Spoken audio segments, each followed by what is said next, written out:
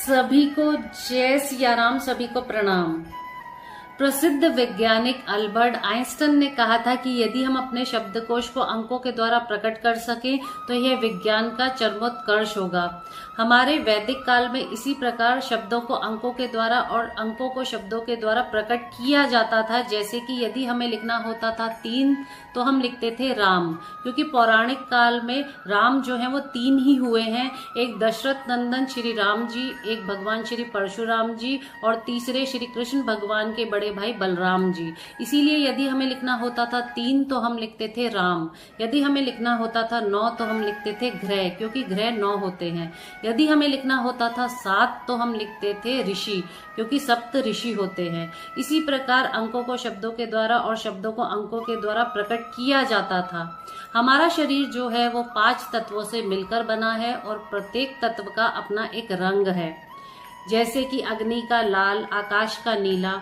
और यदि हमारे शरीर में किसी तत्व की कमी हो जाए तो हमारे शरीर का संतुलन बिगड़ने लगता है और हम अस्वस्थ होने लगते हैं।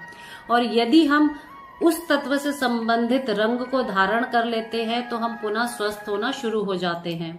यदि आप श्री हरि विष्णु जी की कृपा प्राप्त करना चाहते हैं तो आपको नीले रंग से अपने शरीर पर लिखना चाहिए 24। अब नीले रंग से ही क्यों लिखना चाहिए और 24 ही क्यों लिखना चाहिए, चलिए जानते हैं। क्योंकि आकाश तत्व के अधिपति जो है वो श्री हरि विष्णु जी हैं और आकाश तत्व का जो रंग है वो है नीला, इसीलिए नीले रंग से लिखना चाहिए। अब 24 ही क्यों लिखना चाहिए, क्योंकि श्री हरि विष्णु जी के 24 अवतार हुए हैं।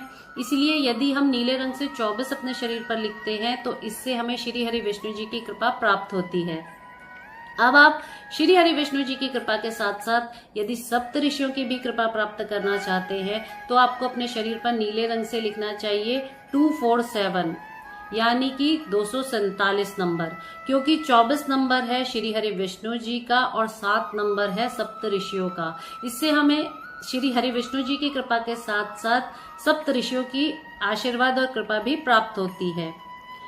अंक लिखना यह प्राचीन वैदिक काल से चली आ रही हमारी सनातन परंपरा है और इस वैदिक परंपरा पर वही विश्वास कर सकता है जिसने इसे अनुभूत किया हो। यदि आपको वीडियो अच्छी लगी हो तो इसको शेयर अवश्य कर दीजिएगा, जिससे और लोग भी लाभान्वित हो सकें। अगली बार मैं जल्दी मुलाकात करती हूँ और एक नए विषय पर बात करती हूँ। तब तक के लिए जय सिया राम।